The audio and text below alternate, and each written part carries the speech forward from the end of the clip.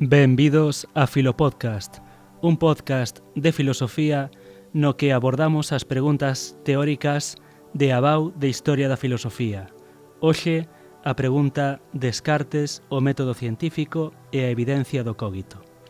Nesta pregunta, imos explicar quen foi Descartes, cales son as súas teorías máis importantes en relación ás citas propostas e concluir en torno á súa relevancia na historia da filosofía.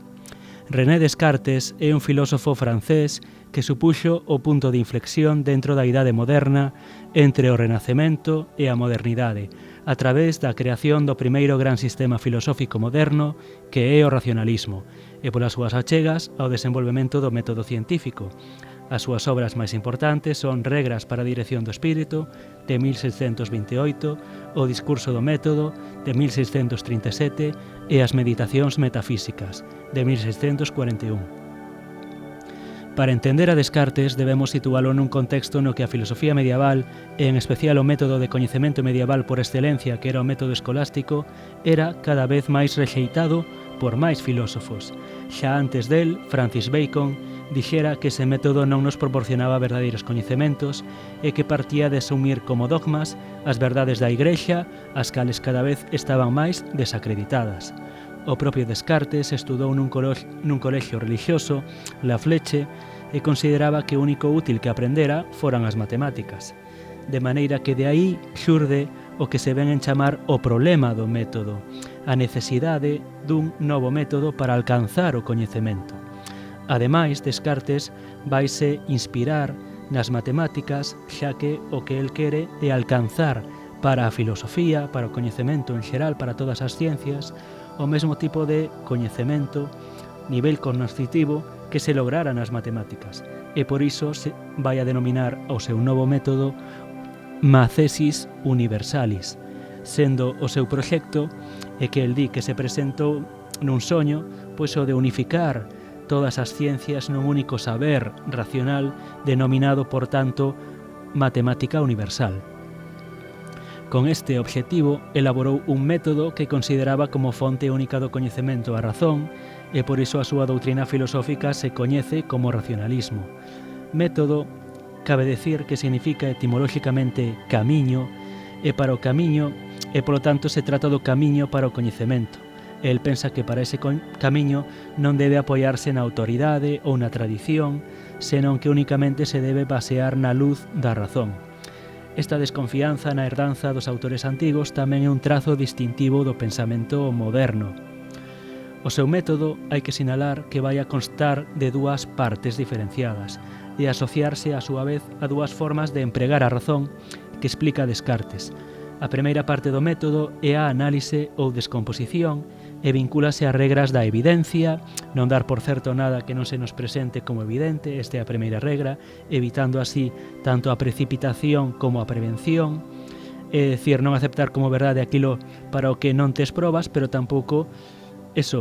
quedar nunha desconfianza cando sí que hai esas probas suficientes. Por outro lado, a segunda regra é a análise, que consiste en dividir cada problema complexo nas súas partes máis simples, as que el denomina naturezas simples. Esta primeira parte do método vais asociar, como dicía antes, ca intuición racional, en concreto ca intuición intelectual, que será empregar a razón para topar unha primeira verdade que se nos presente de forma clara e distinta. Descartes pon en práctica esta parte do método a través da chamada dúbida metódica. De aí a cita do texto, abro cita, supoñamos que todas as cousas que vexo son falsas. Pecho cita.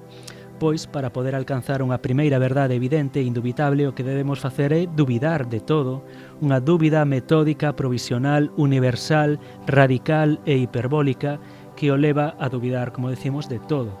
Esta dúbida non se trata dunha dúbida escéptica, pois, como dicimos, só é un paso do seu método na procura dunha verdade incuestionable, sobre a que construir o seu sistema filosófico.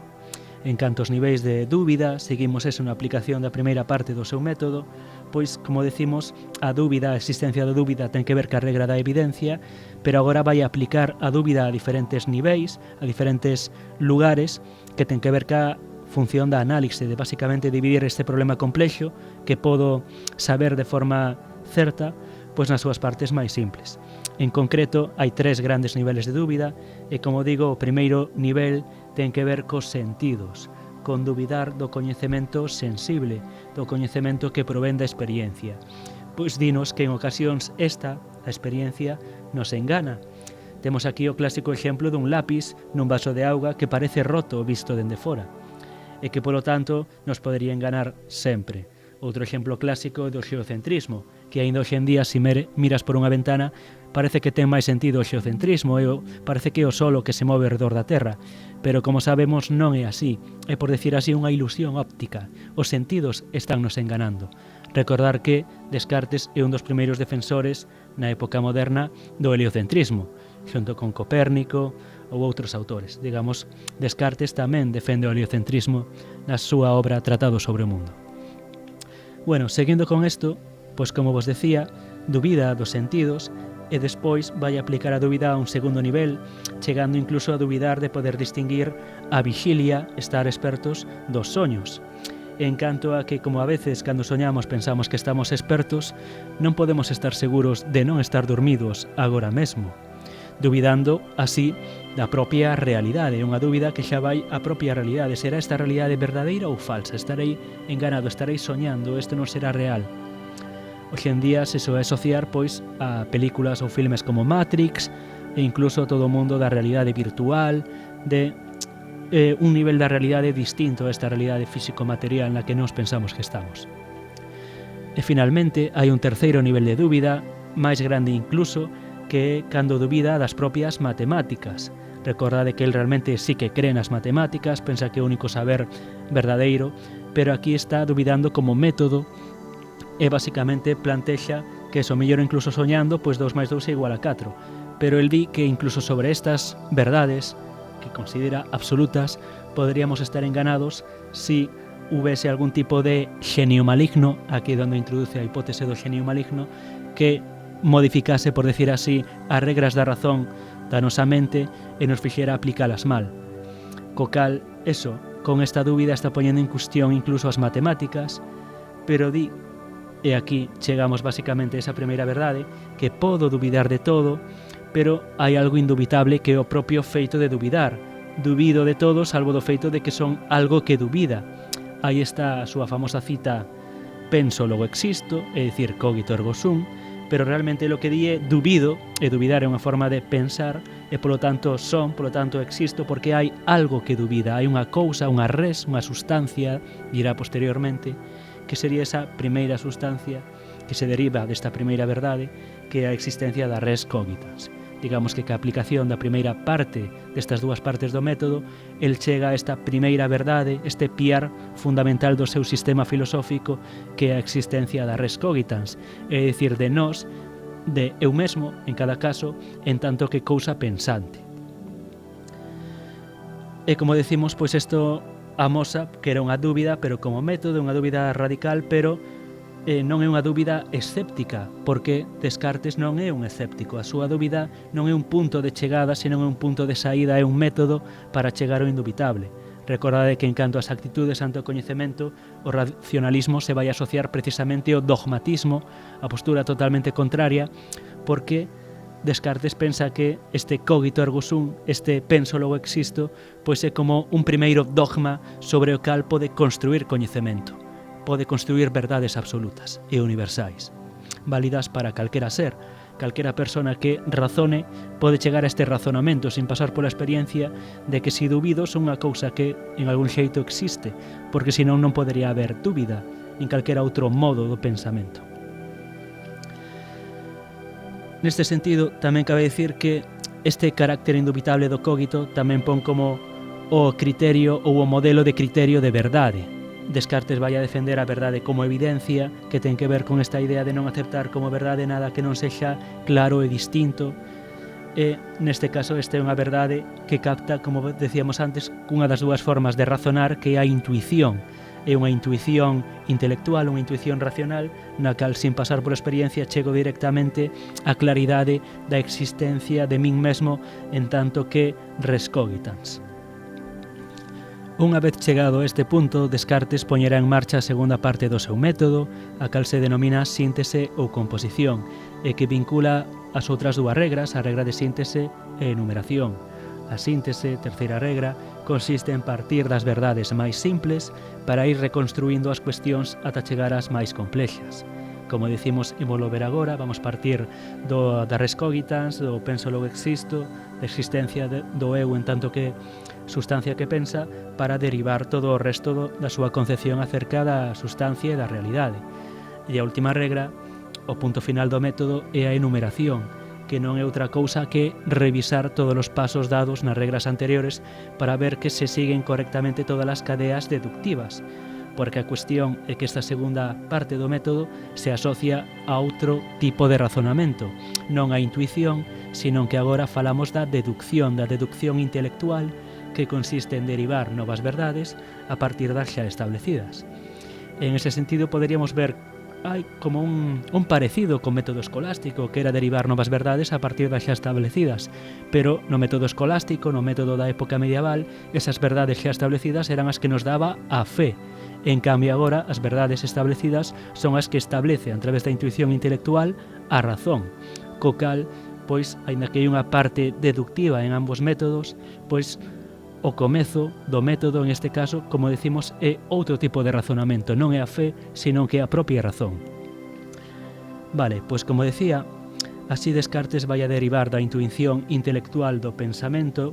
da idea do penso logo existo, do cogito ergo sum, a existencia desta primeira sustancia, que son eu, en tanto que cousa que pensa, é dicir, res cogitans, co argumento de que, como decíamos antes, se hai pensamentos ten que haber unha sustancia que os conteña. Non pode haber pensamentos no aire, por dicilo así, ten que substancializarse de alguma maneira eses pensamentos, en tanto que cousa que pensa. E a partir de aí Descartes sinalará que dentro da nosa mente xa se atopan ideas innatas, como a propia idea de Deus. A partir desa idea, pois vai a chegar a propia existencia de Deus, vai a derivar da idea de Deus a existencia de Deus, cos argumentos que vai a recoller precisamente da filosofía medieval, vai a tirar, por decirlo así, de argumentos propios da escolástica, o argumento de San Anselmo, ou os argumentos de Santo Tomé, a hora de, pois, dar por existente a Deus. E como decía, derivaos, por exemplo, do argumento ontolóxico de San Anselmo, segundo o cal a idea de Deus é a idea máis perfecta que temos na nosa mente, pero unha cousa que non existe é menos perfecta que algo que sí que existe, co cal Deus ten que existir porque senón non sería a idea máis perfecta. E unha vez que dá por establecido a Deus, que rompe esa situación que se denomina solipsismo, de solo darte por demostrado a ti, pois unha vez que chega a esta segunda sustancia, tamén a emprega como un escalón, como un peldaño, como un paso para chegar á terceira sustancia, que é basicamente o mundo externo, o mundo en tanto pura extensión, que é o que ven a chamar a res extensa. En concreto, emprega o argumento da veracidade divina, que consiste en que se Deus é tan bo, non nos vai querer enganar sobre a existencia do mundo. É dicir, Deus é veraz, Deus é máxima verdade, máxima bondade, e polo tanto, pois eso, non é un xenio maligno, non me pode querer enganar sobre a realidade externa. Ten que existir ese mundo externo en canto a súa extensión.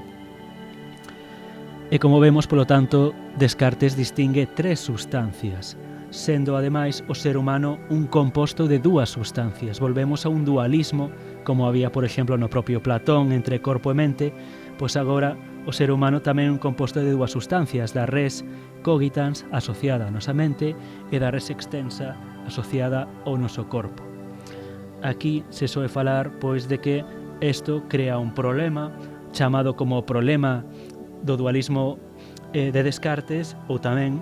chamado por outros autores como Antonio Domaso o erro de Descartes, por escindir o corpo e a mente como se foran algo completamente separado e non ter en conta, denunciaba ou comentaba críticamente Antonio Domaso, pois o papel das emocións humanas na toma de decisións, porque non somos unha xente puramente racional.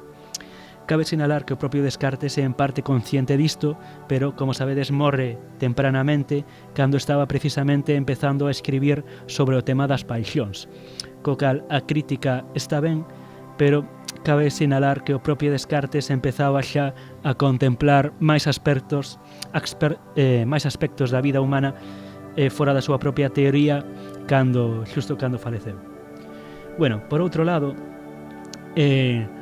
a partir deste chamado problema do dualismo antropolóxico ou do dualismo cartesiano, outros autores racionalistas van a dar outras solucións ao problema. Está, por exemplo, Malebranche, que vai a defender o ocasionalismo, que consiste en que Deus actúa en cada instante ou ocasión para coordinar alma e corpo. Tamén está a teoría de Leibniz, que é a teoría da armonía preestablecida, que é algo similar, pero en vez de actuar en cada ocasión, estaría xa preestablecido por Deus no momento no que nacemos. Digamos que a nosa alma e o noso corpo xa estarían coordenados e irían actuando como dous metrónomos coordinados, digamos, un a vez do outro. E outro autor racionalista que vai a superar este problema ou negar este problema é o propio Spinoza, que di que non existen tres sustancias, senón únicamente unha. E fai unha crítica moi a caída a Descartes que si sustancia é aquilo que existe por si mesmo, realmente o corpo ou a alma humana existen por si mesmos ou son a creación de Deus. Digamos que Deus, en tanto que único ser non creado por outros, é o que máis encaixa propiamente no concepto de sustancia. E aí, pois, Spinoza fala de que só hai unha única sustancia e que tanto o noso corpo como a nosa mente, no fondo, pois son como modos desa única sustancia, co cal dilúe o problema. Outra chega importante de Descartes, a ciencia do século XVII, e o seu mecanicismo e o seu determinismo dentro da súa concepción física, que vai influir na cosmovisión moderna, en concreto na teoría de Newton. Descartes pensaba que toda a natureza está suxeita a leis fixas e inamovibles, e de acordo con esta interpretación, o comportamento de todos os corpos materiais pode determinarse con total precisión e seguridade aplicando as leis da física. Así, o universo enteiro actúa como un gran sistema mecánico, como se fose unha enorme máquina ou un reloxo cuxo funcionamento pode calcularse con total exactitude. O mecanicismo que se desprende da súa filosofía tivo influencias positivas e negativas no seu contexto. Por un lado, estimulou a procura biolóxica, fisiolóxica e médica. As máquinas pódense desmontar, e se o corpo é unha simple máquina, pois tamén se pode facer, e digamos que empezaron a aumentar o tema das diseccións en corpos humanos e a favorecer o aumento e o avance da medicina. E por outro lado, o que houve problemas en canto, por exemplo, a consideración dos animais, que o velos dunha forma máis mecanicista, porque eso, o ser humano se consideraba que como tamén era res cogitans, pensamento, digamos que aí estaba a parte que nos humanizaba, pero os animais, o ser solo a pura res extensa, se consideraba que basicamente os seus gritos incluso pois solo eran como un ruido mecánico e polo tanto se defendía unha certa visión pouco respetuosa ca natureza e cos animais. E esa visión, digamos, que é máis cuestionable desde hoxe en día a nosa moralidade, en tanto que os animais, como xa defendía Aristóteles, son seres sintientes, seres que sinten prazer ou dor e que, polo tanto, sí que debemos considerar moralmente, cousa que Descartes non facía.